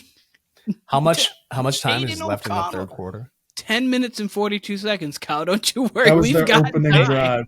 They got the kickoff. 60 is live. Like, 60 is easy for them at this point. Well, Jacoby Myers throwing touchdowns? Yeah, it is definitely live. The record is live. Oh, man. This is beautiful. 50 right now. Let's get to Chicago, Cleveland, and then we'll keep updating you guys, which you've already seen. But as you watch it, you can just see our live reaction to a game that you guys have already now witnessed. But go on. I'm going to go with the Browns. I'm going to say 22-16 Browns. But I do think the Bears are going to put up a hell of a fight in this game. They now have playoff thoughts. I mean, their record's creeping up there. I do think Justin Fields can give them some problems being a mobile quarterback. So I'm very interested in this matchup in general. Would not be surprised to see the Bears outright win. But again, Browns at home, that's tough. You got Joe Flacco, the god, as he seems to be now. Like he's just on his whole comeback tour. So yeah, 22-16 Cleveland. Oh man. Okay, Timmy, you go next. I am full upsets this week. Give me the Bears. I love it. For the exact reason Kyle said I could see it happening is I think Justin Fields is going to go wild here. Not wild enough, but I think he's just going to run a lot. Like I think I might want to put a bet on like over 100 rushing yards. He's that guy. That would be wild. It would be wild, but he scrambles a lot. And if DJ Moore, if all his receivers are locked up downfield, he's going to run. And if he runs 15 times, which isn't unreasonable for Justin Fields, easily could get over 100. So give me the Bears. Kind of lower scoring. I have it 20-10, but I think Justin Fields is this offense, 2 total touchdowns, and they're going to be rolling. They're going to be like playoff caliber, and it's going to be weird because they could actually make the playoffs and have the number 1 pick this year. Yes. Dream scenario. Okay, so this game's tripped me up. Part of me wants to go with the Joe Flacco experience, but then the other part wants me to go with Justin Fields. I'm gonna lean Justin Fields. These are some of the games that I can pick a different from Kyle to try to get back in the standings too, but I do also believe that the Bears can get a win. But I do think I think this game's gonna be a random high scoring game if it does get to that. It's going to be just one of those random games. I got it 31-28, and I've got it fun. It's going to just be a fun game. Justin Fields is going to get out early, And then Joe Flacco's going to turn on his Joe Flacco, like, 2013 playoff run cape. But Justin Fields is going to do enough. And this is a game we're going to start saying, afterwards, people are going to be talking about, should the Bears actually trade the first overall pick and not trade Fields? That kind of thing after it. Well, another one you can pick opposite of me. Chiefs at the Patriots. Patriots are an 8.5-point underdog.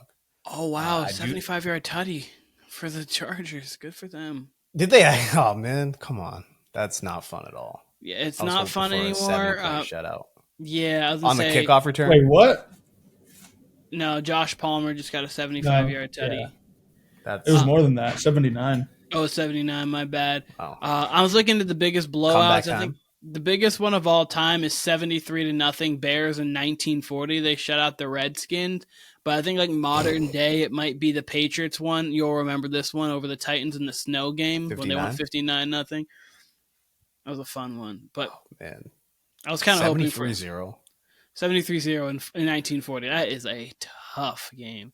Now I'm rooting for a Chargers comeback where Staley saves his job all in the same night. Probably not going to happen, but no. 49-49 going into OT. Yes, Chiefs, Pats, 8.5-point favorite. The Chiefs are. I'm just going to keep it simple. 24-16, Pats cover, but they lose. Belichick gives Pat Mahomes problems. We're going to see that again, but the Pats won't have enough unless Bailey Zappi turns into the Bailey Zappi of Thursday Night Football. So, all right, Timmy, you go. I got it 21-10 Chiefs. This is like kind of a bounce back game. I think their offense can kind of maybe turn it around and show us that they are the Chiefs. But I think for the most part, this game will be like 14-7 for a long time. And then the Pats make it 14-10, and then like they just get a go-ahead score and make it 21-10. So I'm taking the Chiefs. So this is going to be one of two things for me. I've got it 22-17 Chiefs. I think that the Patriots defense is going to make it tough, but also the Chiefs could be a team that come out, show their championship pedigree, and come out upset and win like 38-10. I don't see that because I just can't imagine them putting up 38 right now with the way the receivers are playing, with the way, especially if Pacheco doesn't play. But obviously, like with Mahomes, doesn't look like he's playing. Yeah, and obviously with Mahomes, anything is possible. Not that they're not able to put up. But I got it 22-17. This is actually really interesting right now. Vince Carter's favorite dunk is his one over Alonzo Mourning. This is so random. This is so random. But I'm watching the Mavericks versus the Timberwolves right now on the screen, checking in, and I was just Vince Carter's on the telecast. Is Quentin Richardson doing their thing, and they're doing top 5 favorite dunks. So. And all of these, actually, I love a lot of these Vince Carter dunks. That's a fun telecast when they do that players only telecast. Yeah. Like that's actually really fun. What's the score to that game, by the way? Last I knew, it was really close. I know the Mavs got up early, and then it's just them on the screen right now because I think it's a commercial. I'll update you when I see it. Sure. Next, we got Commanders at Rams. Rams are a 6.5-point favorite. I think this is going to be high scoring. I got the Rams 35-30 over the Commanders in a shootout. Timmy, you go. I also think this is a pretty we're doing Commanders Rams. Yes. Right. Okay. Sorry, just lost it for some reason. I'm looking at Cardinals Niners, but no, I think this is kind ding of in the back was higher fun. scoring. I don't know what the over under is on this game. I think it's like 49, but 50.5 right now. 50.5. Okay. I think they're going to get up there. I have it Rams win 30-24. The Commanders can play, but they can't win is the thing. So I think they kind of hang with them, but the Rams are the better team. I've got this 32-24. You might see the first time this year that they both got, I think, dual 100s between Puka and Cooper Kupp. I don't think they've done that yet this year because I think Cooper Kupp first went over 100 last week, and I don't know if Puka hit it. But I think they could go dual 100s this week. 32-24 Rams. And it's 89-84. The Timberwolves are now up. Time in the game. 10:48 left. Good to know. Good to know. Niners at Cardinals. Niners are a 12.5-point favorite. I think the Niners get to 31, and I think the Cardinals get to 20. 31-20, Niners. They're in peak form right now. What was the spread on that again? Sorry. 12.5. 12.5. Thank you. And Timmy, you're good. Completely on board. I have it 31-17, so we expect the exact same thing, just one field goal different. Yeah. Not much to say. It's the 49ers and it's the Cardinals. I have it 34-20, so I have it rough around that same exact 49ers. They're rolling, looking good. There's not really too much else to say. These last 3 games, along with the Browns and Bears that I mentioned, maybe along with the Packers and Bucks, I think that's your top 5 games here. This in particular being the game of the week. Of course, I'm talking about the Cowboys at the Bills. Bills are still fighting for the playoff lives. Bills are favored by 1.5. I think that's against crazy. the Cowboys. You think it's crazy that they're favored? I do. They're at home. Tell us I why. I understand they're at home, but the Cowboys have proven that they should be at least favored in this game. But I mean, the Bills played bad and beat the Chiefs. Otherwise, what have they really done since the Dolphins win? They haven't really done anything. I don't understand. I don't know why they're favored. To me, I don't think it should be like the Cowboys by like 6.5 or anything, but like the Cowboys by 1.5. I don't know. I think that it should. I wouldn't be mad I think at the Cowboys have earned the right the way they've played, especially coming off a 20-point win over the Eagles. I understand that was at home, but a 20-point win over the Eagles, I think they should be favored. I don't think the Bills have done anything crazy this year. They beat the Chiefs playing bad for 3 quarters. Obviously, they played well to start, but afterwards, they didn't play. They tried to lose that game, as we've talked about last week, our last pod. I just don't think they should be favored in this game. What's the score you got? Score I've got this game 28-22 Dallas. I just think they're a better team. I agree. Overall, they're probably the better team. I could see it like Dallas 1.5 makes more sense to me as a line. I'm not necessarily mad at the line with the Bills. The Bills have a true home field advantage, which I don't think many teams do anymore. But I think the Bills do. Could win this game. Don't get me wrong. I'm not trying to make it seem like the Bills. There's no way they could win this game. I just think going in that Dallas has earned the respect to be favored in this game. That's just my personal opinion. I'd agree with that. I do think they're factoring in though that the Bills are on a bit of a streak here. I mean, if you factor in the Eagles game. I mean, of course, they lost that game, but I mean, they definitely play well enough against the top contenders. They'll be as desperate as possible here. And it's at home. Really, the Bills win this game, they should get in. They really should. Because after that, it will really be that Dolphins game in Week 18 that'll really decide it. I'm rolling with the Bills here. I do think the Cowboys have a bit of a letdown. We've seen that trend here with like those big games. I'm going to pick the same score as Keenan did, just reverse the team. So 28-22 Bills. I think this game is going to be an offensive shootout.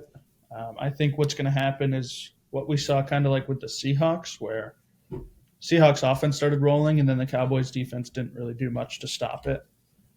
I'm also going with the Bills. I got it 31-27.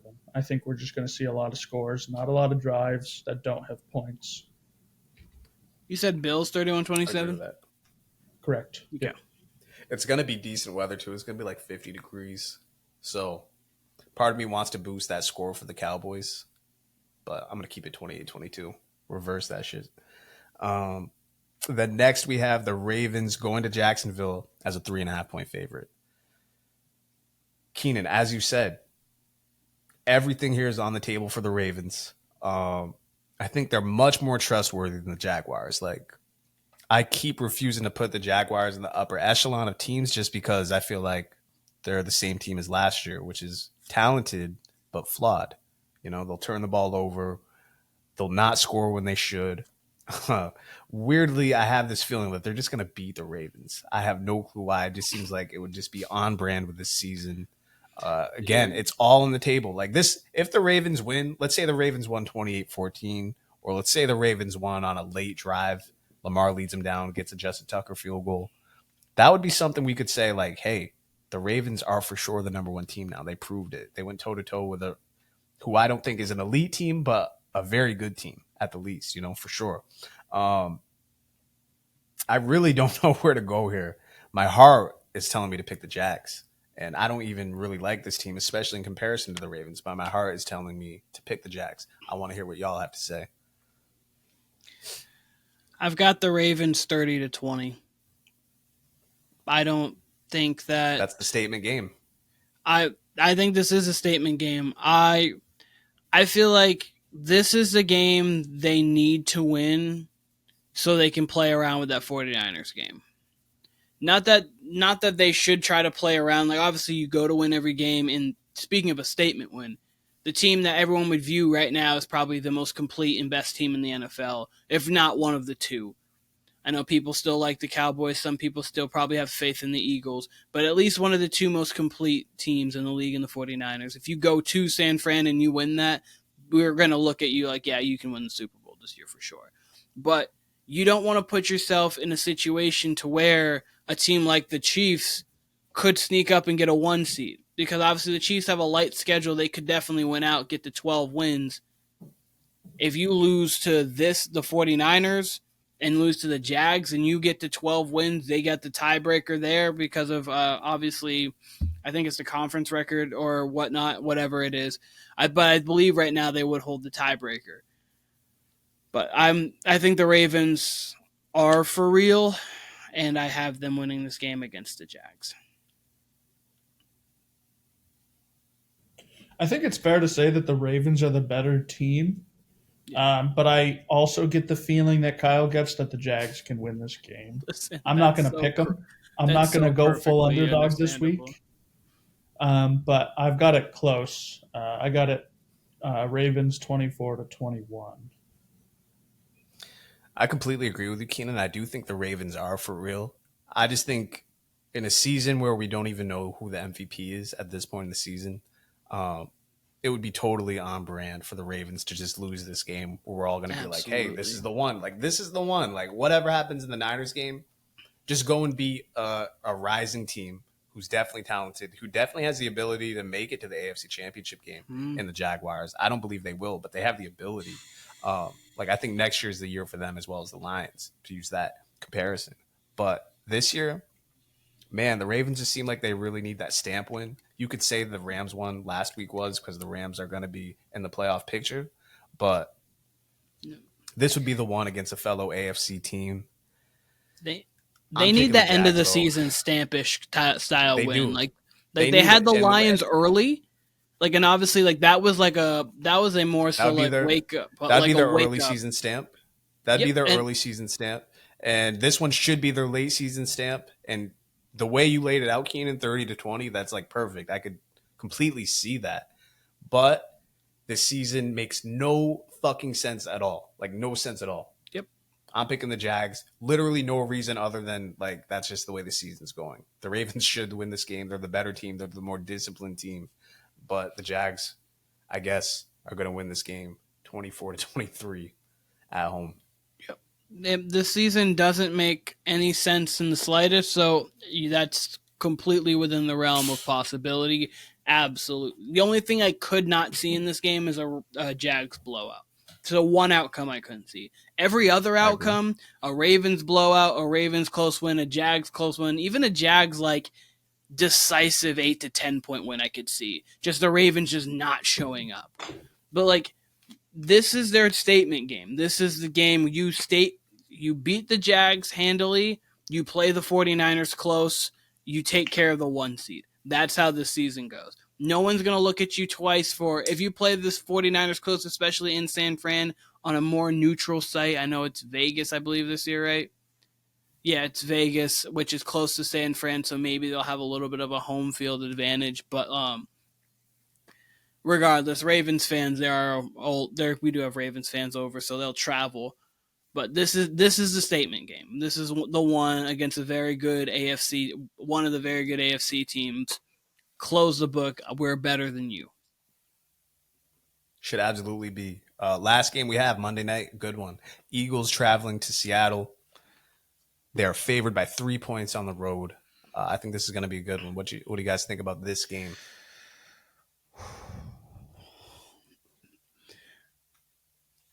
Every bit of me wants to pick the Seahawks in this game. Every bit of me wants to pick the Seahawks in this game. And it comes down to the fact that I just don't think the Eagles right now are right. They don't, like, health-wise. They're heading to, speaking of true home advantages with the Bills, this is a true home field advantage in Seattle. Like, Seattle's a legitimate home field advantage place. But I don't. 12th man. Yeah, I was going to say, Geno didn't play last week. Maybe he could have pushed it. Maybe they were looking ahead to this game, possibly. Like, we could possibly sneak one out here. I don't know. I'm going to lean Philly just because they are the better team. And it's tough losing 3 in a row. I know the 49ers did, and they seem like they're okay. But this late in the season, losing 3 in a row doesn't usually bode well for people trying to go back to a Super Bowl, get to deep in the playoffs. I've got Philly in a 27-24 game, but I want to go with the Seahawks. I really do. I think that Philly's going to be able to pull it out, but a lot of me thinks that the Seahawks can get this one. I think the Eagles are going to pull this one out. I think it's going to be by more points than just 3. I think they're going to kind of dominate this game. They need to get this game, and they need to show us that they are still an offensive team. The last few weeks we haven't really seen it, and then a lot of the wins this year we haven't seen like big games. So I got it 24-14. I just want them to kind of dominate this game all the way. Never not have the lead. If Dallas wins and they lose, they're the 5 seed. Just complete change of events of where we felt like 3 weeks ago when we were like, yeah, there's no way they're not like even probably the 1 seed. That's Aren't crazy. They the 5 seed right now? No, Dallas, they have a better divisional. I think they have like a better conference record than Dallas because the head-to-heads won. So I think right now I believe they are the 2 and Dallas is the 5 off of tiebreakers. So like because sorry, I was just going to explain. Philly has to lose to the Giants or a game, and Dallas has to win out. Like Dallas can afford to lose 1 if they lose to the Giants because then it goes to divisional and they'd be obviously 4-2, and the Cowboys would take care of business against the Commanders. I would assume and be 5-1. So that's the only way I think. But right now I believe Philly's the 2. I'll fact check. I just Googled it because I was pretty sure the Cowboys are 2. They are 2? They are 2. They're number 1 in the NFC East. I don't know what it is. If it's divisional record, I think it goes divisional record, then conference record, then strength of schedule. Oh, but it might not do the conference record thing. It might just go. Okay, so what I think it is right now, I think they are the 2, but they would probably end. They would end at the 5. I believe that is because it goes conference record next, and if the Eagles win out, they'd only have 2 conference losses to Dallas's 3. But right now, because Dallas has played 5 divisional games, they're 4-1. The Eagles have only played 4; they're 3-1. Dallas technically has the better divisional record, but they would end at if both teams won out. Philly would end at the better. Yes, okay, that makes sense. Sorry, I completely agree with you guys. No, you guys are good. I completely agree with you guys. The Eagles absolutely need this game. They're the more talented team, obviously, on both sides of the ball, even though this defense isn't performing well. Seems like a get-right spot for them, honestly. Yes. This line has moved down in Seattle's favor, but it seems like after the back-to-back losses, after that Bills game where maybe they should have lost, after that Chiefs game where maybe they should have lost, that they just get one right here. But I'm rolling with the Seahawks. Eagles lose 3 straight, 24-20, Hawks. To me, this is a playoff game. I alluded to it last week. I think they held Geno out just so they could put all their eggs in the basket for this game. They're going to load up. Like we said, they have a true home field advantage here. It's the home field advantage in the NFL. You don't get any better home field advantage than in Seattle. I think you're catching Philly at the right time when they are kind of reeling. I'm not really worried about Philly long term, really only against the Cowboys. And when it comes to just getting to that NFC Championship, I think if they face the Lions in the playoffs or anybody else, really, I think they're okay. Granted, the way they look right now, I mean, the Rams maybe could pick them apart, teams like that, but I'm not particularly worried. But I got the Seahawks in this game for sure, by virtue of home field advantage, by virtue of this being a playoff game for Pete, for Gino, their experience in this position. Hopefully DK Metcalf can not be Draymond Green and stay in the game. So, they can get their passing attack looking like how it was against the Cowboys. They should be okay. Just to allude to Draymond Green, I want to get this in real quick. I saw something earlier somewhere that Nick Young said, and then I thought about it after he said it. I'm like, kind of makes sense. He said that Draymond targets European players when it comes to these situations. And then I was thinking about it. I'm like, Sabonis, Steven Adams, Nurkic the other night. I'm sure the list goes on and on. Gobert. Yeah, Gobert. Yeah, like they all seem to be European players. So he's on to something there. European, Jordan Poole, and LeBron. Could be more than a coincidence. Jordan Poole. Didn't he do something to Serge Ibaka too, like a while back? Possibly. I mean, he's not European, but like he thought it was Jordan Poole. Is what he thought it was. Yeah, it was LeBron James. He's like, what's this guy? This is French. What's LeBron James say? LeBron James. And now he's all about LeBron. He's team clutch. So yeah. So I do have a quick just check-in question. You kind of answered it, but I wanted to make sure. You have the Eagles losing 3 in a row. Are you worried about them as your Super Bowl pick? As my Super Bowl pick, yes, I would today. I mean, come on, it's got to be the Niners. Okay, I'm very much rooting for either Eagles Niners or Cowboys Niners. I do feel like the Cowboys, if they play their absolute best, could put the fear of God into the Niners. I would have to see it to believe it as far as them beating the Niners. But I mean, as good of a chance as I thought the Eagles had, which was a 50-50 chance to beat the Niners, I would say the Cowboys are at something like 45-55 to me. To be honest with you, that could increase given how they play against Buffalo, how they play to close out, because they got a tough schedule. They still got the Lions, they still got the Dolphins in Miami. So Dallas still has stuff to prove, but they're doing the right things. We keep alluding to this. Against all the teams they're supposed to beat, they're beating. They're beating soundly. They beat the Eagles at home when they were supposed to. Now it's, can you beat the Bills? They don't necessarily need the Bills game, but, can you beat the Bills, put up a good game in Buffalo?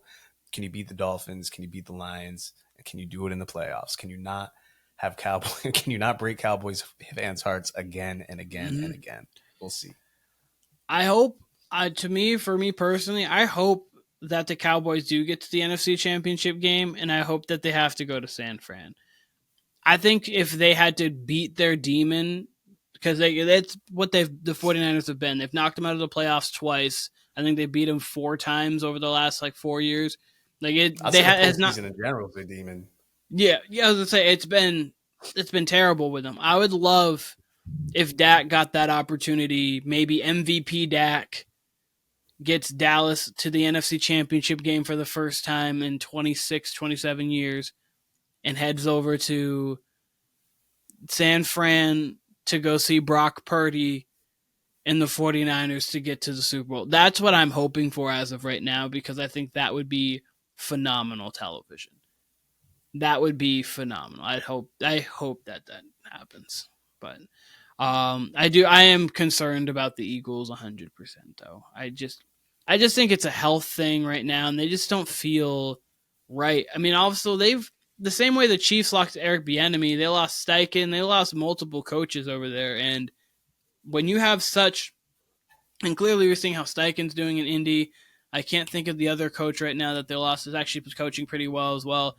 But they lost legitimate coaches who are coaching well, and all of that was in one locker room. So Sirianni, it's like Sirianni could go on a sick day, but when you have already assistant coaches who are good head coaches, you have so much there in your life. So I just think that they were so perfectly put together last season.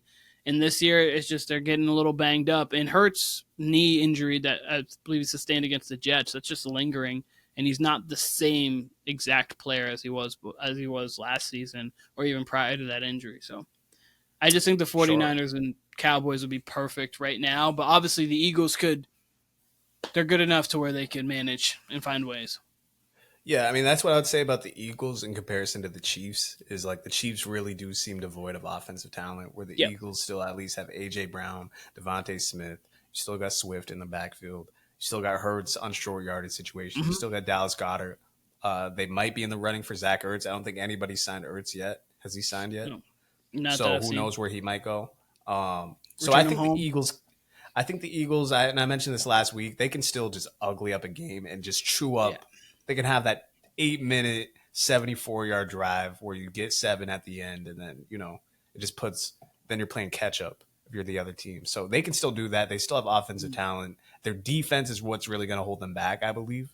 But, hey, if you can sum it up for 3 weeks, in their case, to get to the Super Bowl, they have the talent to do it, especially, like, their offense can hide it. But like you said, if Hurts continues to just, like, linger on like this and not play as well and, seems hampered, they could get caught, and they look like they're going to get caught. But I mean, we do this every year. There's always that team that, is a Super Bowl favorite or looks like they're a contender that kind of stalls towards the end. And then you get to playoff time and, they turn it up. But again, like I said, their defense does not look great at all. So might not even matter what the offense does.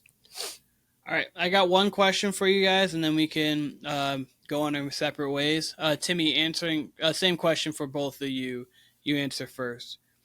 Which one of the AFC 7 and 6 teams do you find the most dangerous? You can go 2, because I know there's like 6 or 7 of them. I can name them off if you don't remember all of them offhand. I was just about to say I was going to have to look them all up. So if you want to name them, you've got the Buffalo Bills, the Denver Broncos, the Pittsburgh Steelers, the Cincinnati Bengals, the Indianapolis Colts, and the Houston Texans, all at 7 and 6 teams. Out of those 6, which 2 do you think are the most dangerous in the playoffs? Honorable mention to the Bengals and the Colts, but the 2 most dangerous are definitely the Broncos and the Bills. The most dangerous is the Bills, just because their offense could just explode and put up 48. We've seen it plenty of times. And I mean, Kyle's been saying it for a long time. If I'm any playoff team, I would hate to see the Bills in the first round of the playoffs. So definitely the Bills and the Broncos. Okay, Kyle, how about you? Yeah, I mean, I've been saying it for a few weeks that it's both the Bills and the Broncos. The Broncos are in a weird spot because I think there's a few tiebreakers with them. So we'll find out very quickly with this Lions game how the rest of their season will look, especially, like we said, they got an easy schedule. So if they can still get in with tiebreakers, definitely the Broncos. Because as it shakes out right now, the Steelers and the Colts are ahead of them, right? Yes. It's like Steelers, Colts, Broncos, then the Bills somewhere. I obviously got the Bills winning.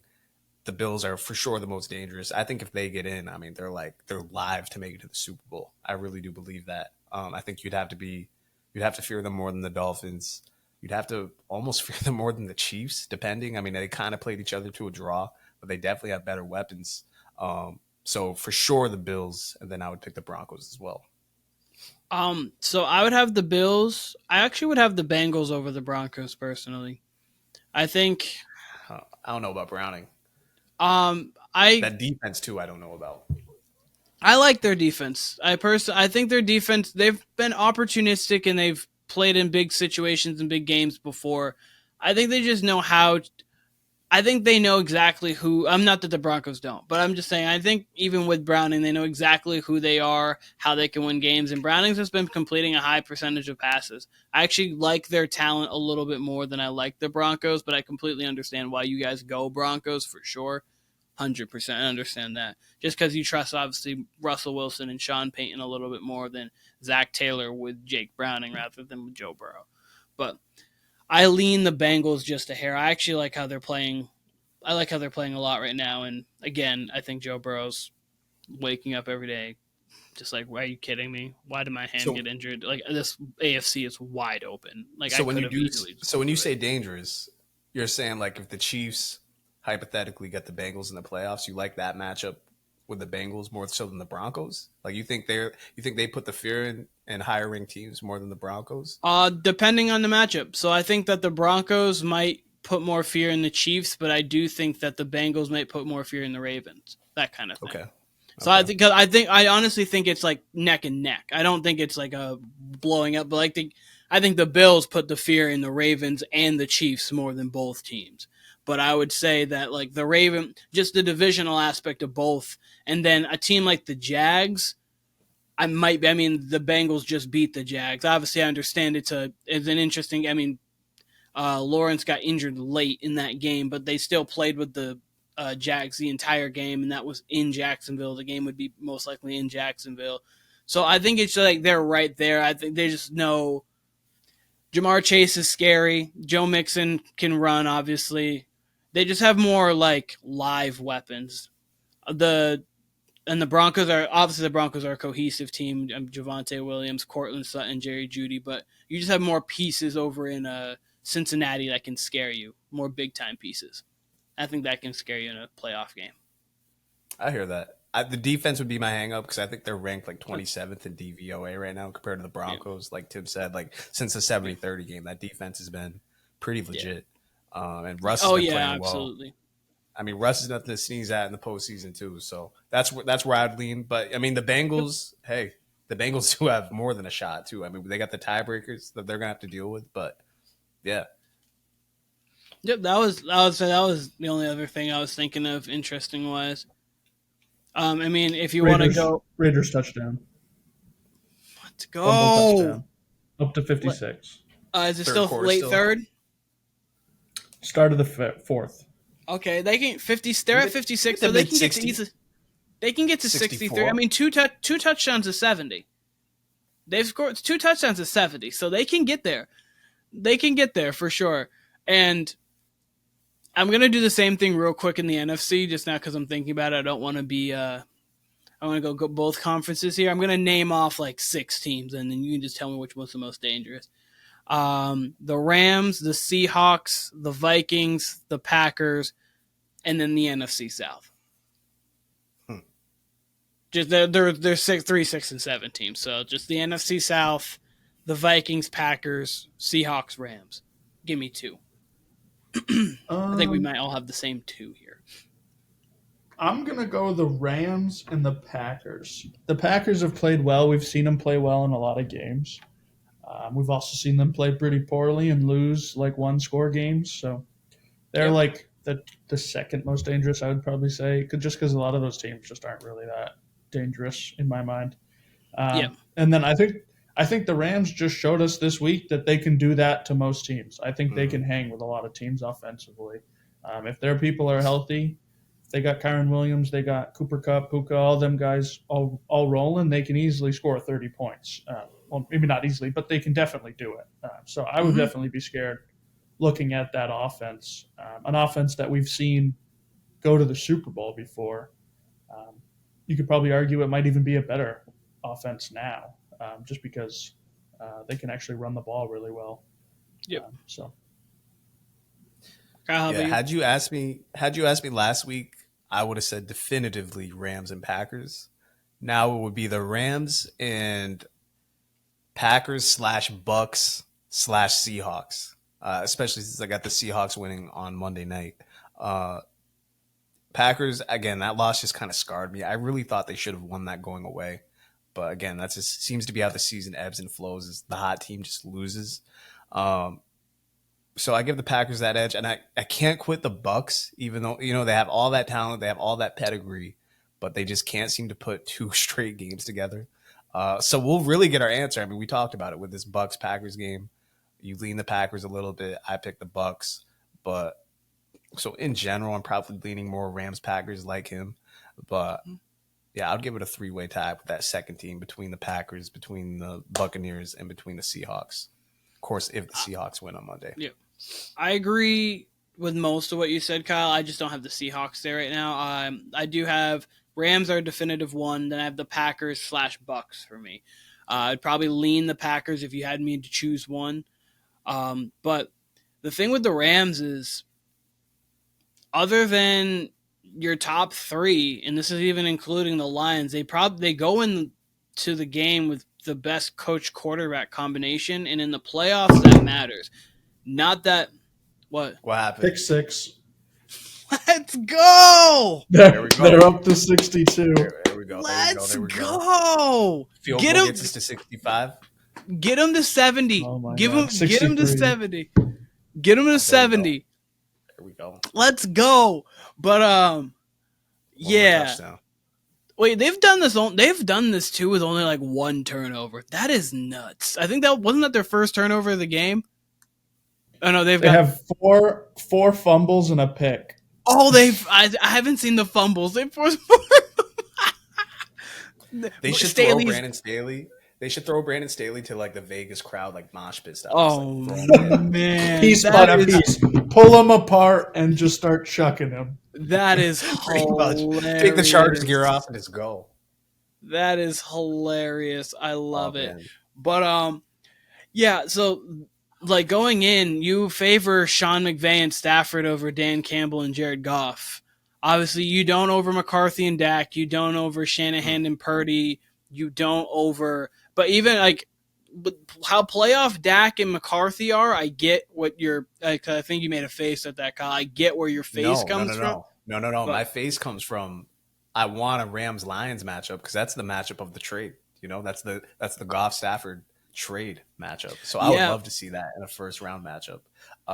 Rams Cowboys, I would probably favor the Cowboys, but I would love to see the Lions face off. Yeah, that would be really interesting. But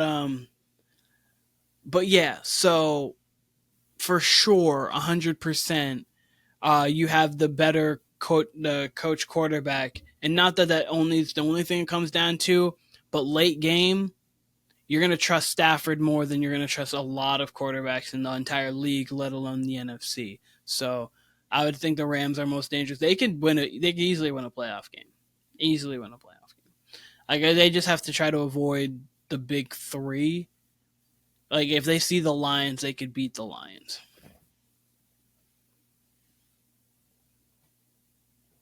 All right. Well. All right. I think Brandon Staley's going to be staying in Vegas tonight. Yeah, he's definitely drinking in Vegas. He's spending some time on the Strip. Yeah, no shot. He's stepping on that plane. If there's a place to get fired, it's Vegas. It's one of the places. So, anyways, but if you guys are good, then we're good. This was the Warner Brothas Podcast. Yep. This was Keenan. This was Kyle. This was Tim Gray. Great episode, fellas. Great talking with you. Can't wait to review these games on Monday once again. Catch the Warner Brothas Podcast on Live Take. Me at Castro, Keenan at Keenan Warner. We got to get Tim Gray on there soon. Enjoy the games this weekend. Got UFC 296 if you're into that. Got a full slate of NBA too, obviously. We got some good games tomorrow night leading into the weekend. Everyone be safe. Enjoy your weekend. We're out of here. Like a man.